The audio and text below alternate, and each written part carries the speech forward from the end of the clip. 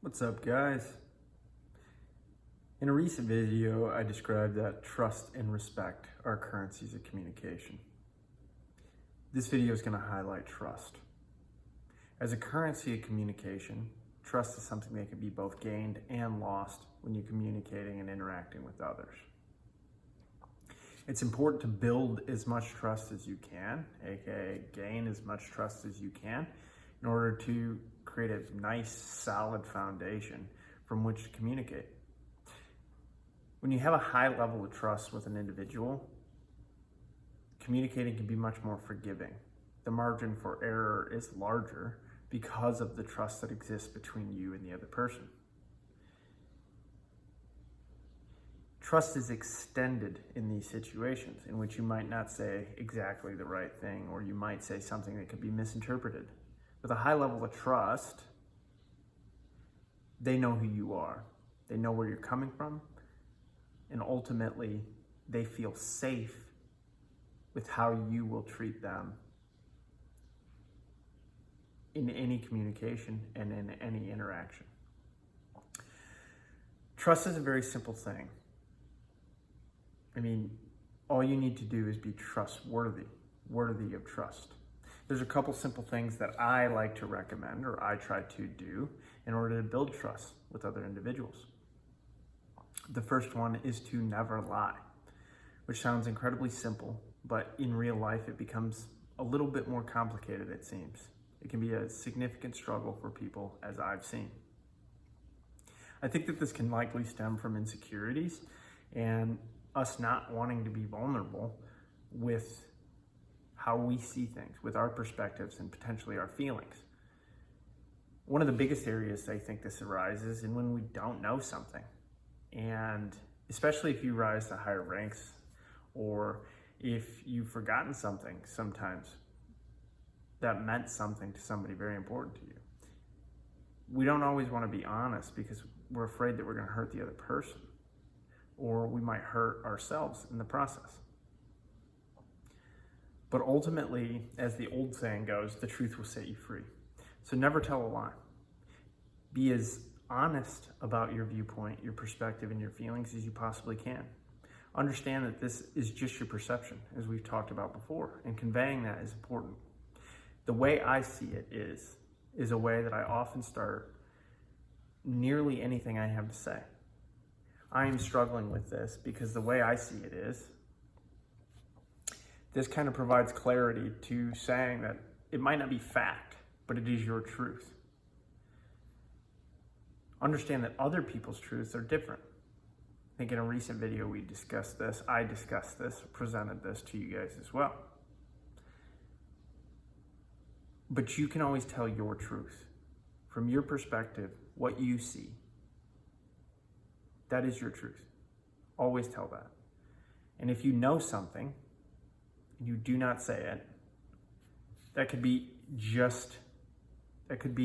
in a way, a lie that holds you back. You will feel it inside. Dishonesty is something that will not sit well with you. If it does sit well, I think you have bigger issues than I can help you with in any of these videos.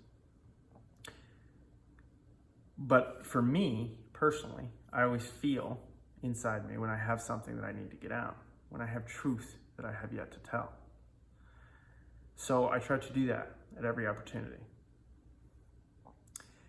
Another one that is a simple mistake to make is to fail your commitments.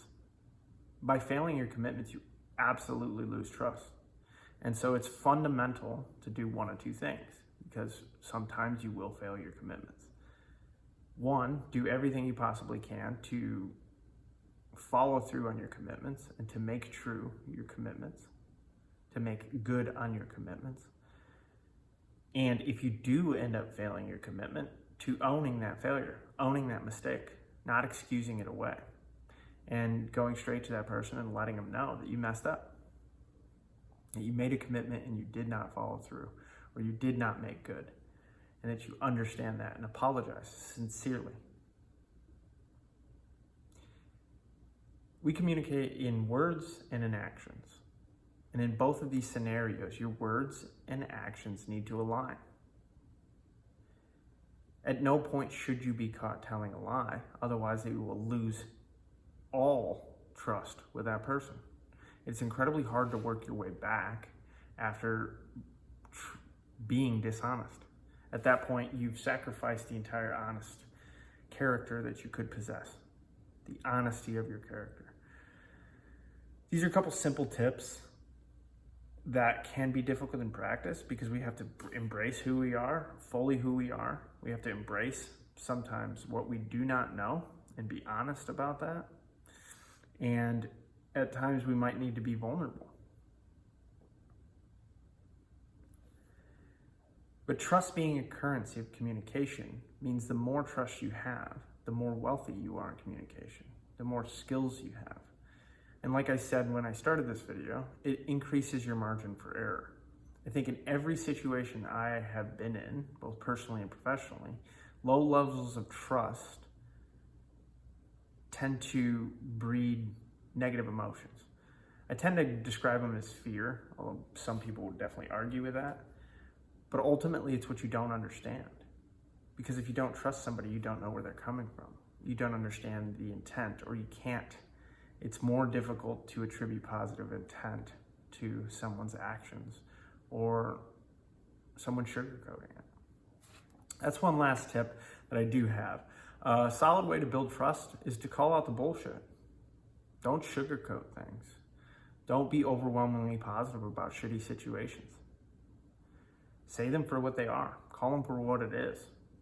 A direct and blunt frankness about real situations, real circumstances, potentially real negative feelings. Trying to wash those away or tuck them under a rug or act like they don't exist is only going to it's only going to lose you trust.